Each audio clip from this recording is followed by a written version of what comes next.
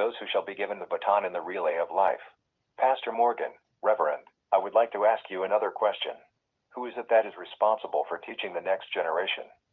Evangelist Ralakola, I want to thank you so much, my beloved pastor, for that question, because it's a question that really eats my heart.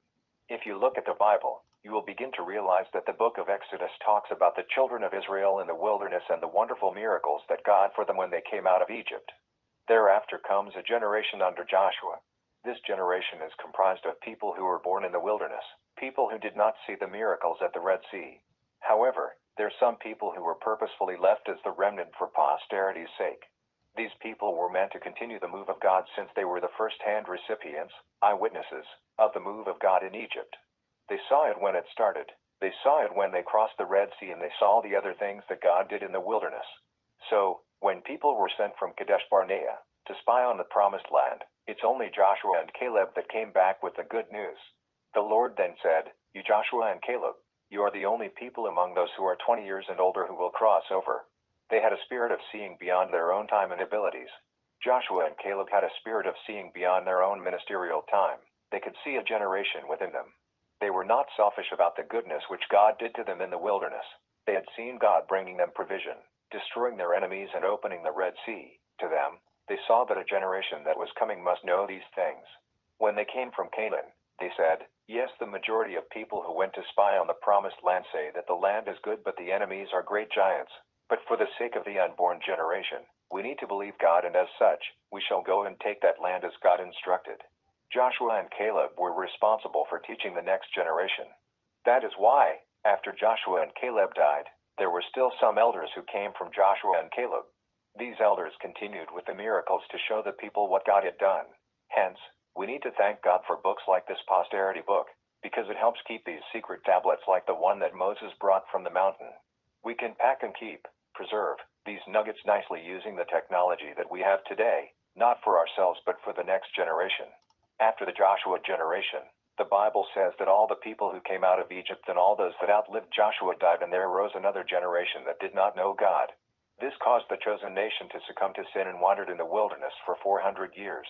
As such, I am sure that the people who are responsible for teaching the next generation is you and I. It is my belief that what we are doing now by having this conversation on posterity is what many people in the world have failed to do, and have thus robbed the next generation by not storing and sharing the information about the things they know about God. I believe that we are responsible for passing knowledge about God to the next generation. Pastor Morgan, Reverend, my other question is, what must we teach the next generation and why? Evangelist Ralakola, one of the greatest things that Jesus did is that when he resurrected from the dead, he spent time with the disciples, post-resurrection ministry. During that period, he once called all the disciples to a certain mountain and told them, "Do not be afraid, power and authority has been given unto me." He also said in that great commission, "Go ye therefore and make disciples of all nations and teach them to observe." We need to teach people to observe. We don't just get people to be converts, since converts are merely fed with information, and such, they don't get to encounter the experiences of walking in these streets. Yes, we are responsible for making sure that this generation should hear what we teach, but one of the greatest things that we must do is, we must ensure that we walk the talk. We must demonstrate what we teach them. That is what this generation needs. Jesus said, "Teach them to observe." They must observe how we speak. They must observe our integrity and generosity. These are some of the things that people don't need to be told, but they must observe. In other words, the greatest gospel to produce in the next generation is the gospel that disciples. When you make converts, you are just recruiting people from one religion to another, but when you make disciples, you make these people to be under a certain discipline. The discipline on how do you hear the teacher and how the teacher walks. Their discipline will be influenced by how the teacher wept when he was in trouble, how the teacher laughed when he was supposed to cry, how the teacher responded to trouble and criticism of this world, and even how the teacher responded to the changes on the atmosphere around him. Yes, it's not everything that people will observe, but on some of the things, people do really observe from our lives. In other words, what you have to teach the people is to teach them to observe the word. We must teach them to observe. We have a responsibility to demonstrate a Christ-like living, to live the Christian way. We have a responsibility to live according to the biblical standard, because our generation is not only tapping from words in a world full of too much information. There is too such information in this time. You or I. are living in the times of advanced technology where you can now get information from various sources which are even difficult to confirm if the information you get from them is true or false, good or bad.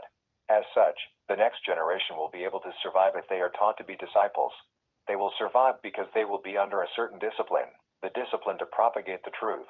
A disciple will survive because he or she watches how the forefathers walked the same path.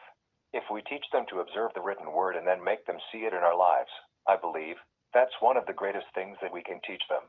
Pastor Morgan Lohedo Mohahabe is the founder and senior pastor at In His Presence Ministries International Church based in Soweto, South Africa. Reverend Raleigh Kola is the founder of Gospel Fire Ministries International.